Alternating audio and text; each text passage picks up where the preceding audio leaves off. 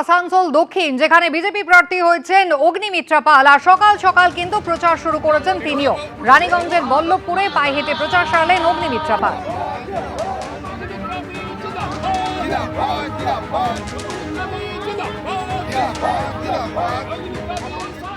2021-এ যখন প্রার্থী হয়েছিলাম তখন তো আমার কাজের 1 বছরের এক্সপিরিয়েন্স ছিল মহিলা মোর্চার সভানেত্রী হিসেবে, কিন্তু এখন গত 5 বছর ধরে প্রচুর কাজ করেছি। এমএলএ ফান্ড ছাড়াও নিজের ইনিশিয়েটিভে প্রচুর কাজ করেছি। যা অন্যায় হয়েছে প্রতিবাদ করেছি। রেলওয়ে স্কুল বন্ধ হয়ে যাচ্ছিল, খুলেছি। প্রতিটা মানুষের যাদের খবর পেয়েছি প্রত্যেকটা মানুষের পাশে ধর্ম, বর্ণ, ভাষা নির্বিশেষে পাশে দাঁড়িয়েছি। এটা আসানসোল দক্ষিণের মানুষ জানে।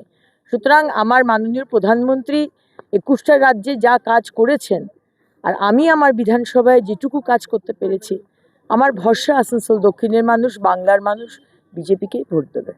আমি হচ্ছে এখানকার বাড়ির মেয়ে, আমি কোনো বাইরের প্রার্থী নই। আমার ইন্টেনশনটা খুব সৎ, সেটা আসানসোল দক্ষিণের মানুষ জানে।